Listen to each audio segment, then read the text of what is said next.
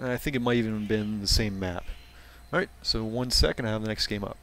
Okay, here's game 3, which this one's going to be a little bit different because in this case we have 3 Zergs, there's no Terran, but they can do pretty much the same strategy where, say, 2 of them do an early pull and 1 does Roach, or 1 does an early pull and they both expand, or something along those lines.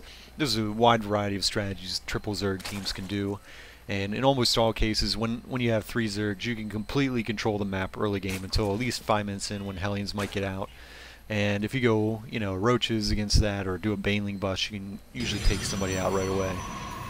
So triple Zerg teams are almost always going to end up killing a player off. But they can also do an economic opening where only 1 player maybe gets an early pull, and then they can also get very far ahead in that way. But I believe both red and blue might have done 14. Okay, well he expanded. Teal also might have expanded here. Yep. But red got a 14 pull, 14 gas, which is pretty standard because they know that even if, for instance, he does a 10 pull, they're just going to have enough lings out eventually that he's not going to be able to really do too much damage here. It was kind of risky for him to do a 14 pull, and both of the other players to do an expansion. Really, 2 players should have probably done a 14 pull here, because the 10 pull wouldn't end up canceling this hatchery right here, and he could potentially even cancel this one as well. So, one thing you can do if you're going against 3 Zerg, obviously you're probably not going to scout them all in time to determine what kind of pulls they go. So if you do a Gate Forge opening, if they end up expanding, what you can do is just do a cannon rush. If they expand, they're not going to have any units out, and usually if you hide your cannons, they're not going to see it right away. Because if we even go ahead and pause and even go back just a little bit here, you're going to notice this hatch only has vision maybe 1 or 2 blocks away from where it's building. So he doesn't even see my cannons at all. So I'm going to be able to get 3 cannons up here, and assuming he had an Overlord, if my Zerg partner is making lings, he's going to be able to keep all of the opponent's lings away until I get these cannons up. And you can see he did an early pull strategy, so he's not quite going to be able to kill this hatchery off, and the 15 hatch here and the 14 pull here get enough lings out that they're able to defend his aggression, but in the meantime I'm able to take out this player's base, and from here I'll end up going into a 4-gate, get +1, and he's going DTs, and then my partner here, if it wasn't for the fact that we scouted they didn't have any early pulls, he would normally want to go a 12 pull build, which he did, and then get 1 spine crawler here, and then potentially 1 on this side to make sure you can't be spine crawler rushed himself. And also that's just going to buy you time. If you're 1 Zerg against 2 or 1 Zerg against 3, a 12 pull is probably your best opening, because you're going to be able to get defensive banelings and then just kind of sit behind spine crawlers in the meantime.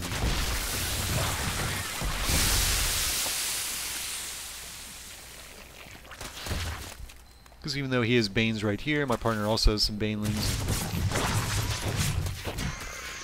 As long as you keep running your workers around, you're not going to lose a whole lot. So in the meantime, I'm able to finish up +1, and shortly hereafter, we're going to be able to do a counterattack. And Teal still hasn't recovered from losing that hatchery, because that's a big investment for him.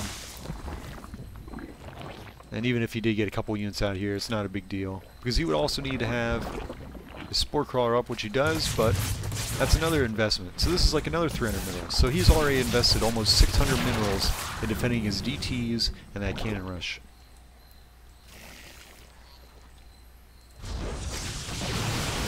And then my 4-gate's done with +1, and I never took any economic damage whatsoever from doing this Gate Forge opening. Yeah, my warp gate was a little bit late, and you're going to have maybe a minute to a minute and a half delay depending how much early pressure is applied to you. But the point is, you can still do a very strong timing push. Let's say maybe around 7 to 8 minutes into the Zerg Terran team. I'm going to show you just how close we ended up coming to winning the next game. Hey guys, welcome back to the 4th and final game here. So I'm going to show you guys why it's really not impossible to beat Zerg Terran in 3v3, especially when you have no Zerg partners, because without a Zerg partner you don't really have too much of a vulnerability.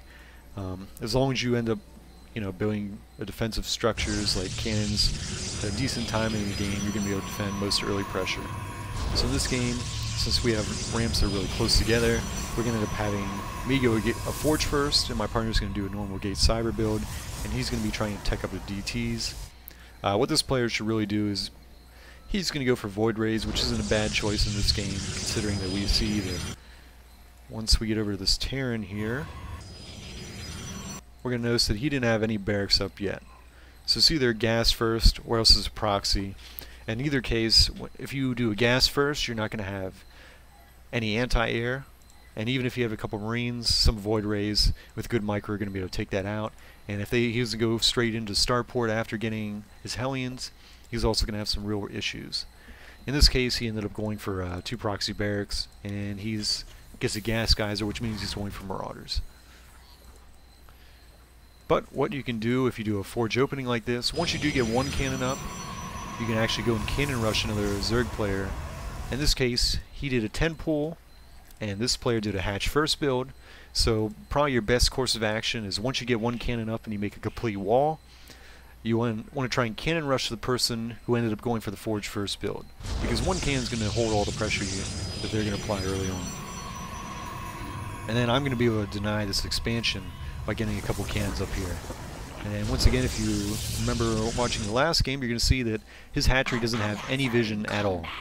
So even if he had an Overlord here, as long as you kind of notice where the Overlord is and you build cannons on the other side, you're going to be able to get cannons up in most cases. And this is going to just make sure that you invest in something other than drones. And most of the time, you're going to be able to pick off the hatchery, and that's going to put your team in a pretty good situation where you can potentially win.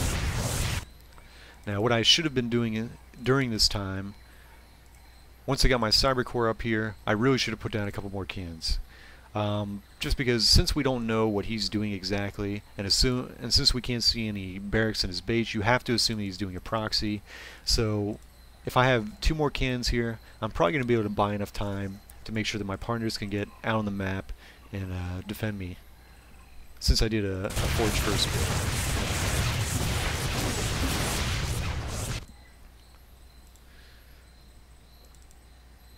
And the Marauders right there should have just been a sign that, hey, I got to build more cannons right away. You're going to notice that the DT shrine is going up, and right around 7 minutes is when it's going to finish.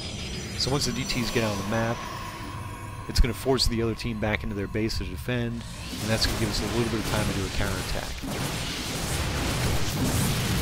You can see I have not invested my minerals into the right thing. I'm adding a whole bunch of more gateways after I did a bunch of cannons at the start, and I really should have made some more cannons to make sure that my partner here can survive. Because his warp gate is done himself, so even if he was going like a 4 gate, he should be able to defend me right here with some sentries and force fields and whatnot, assuming that I have a couple more cannons. This is kind of a mistake that we made here. And he had supply blocks, he wasn't able to get DTs out, except for those 2, but one scan, they're killed. But you also take a look here, he just used a mule, and even before this he only had 50 energy, well, 100 energy on his command center. So he only had 2 scans at the very most. So if he doesn't have an engineering bay and a bunch of units at home to defend, he's going to have no way of defending DTs. He has an Evo chamber, but he would have lost his hatchery out here, and that would have ended up putting us basically on even bases. And since this player he only has 10 drones at this point, so he still wouldn't have been prepared for DTs. And even if he ended up getting the detection against DTs, it's going to be static defense, and if we have at least 2 players alive with units, we can usually counterattack and kill one of them off. So I was hoping that you guys could kind of see that it's really, even though it is difficult to beat teams with 2 Zergs and a Terran, it's far from impossible.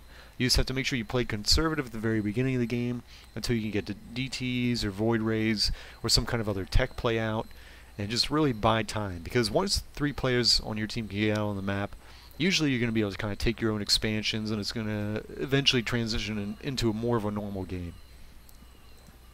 But most teams falter when they face early pressure, and I hope you guys can see what you need to do if you want to try and survive that kind of early pressure. Alright, well, thanks for watching, guys, and I hope you've enjoyed these videos, and I'll be glad to upload more very soon.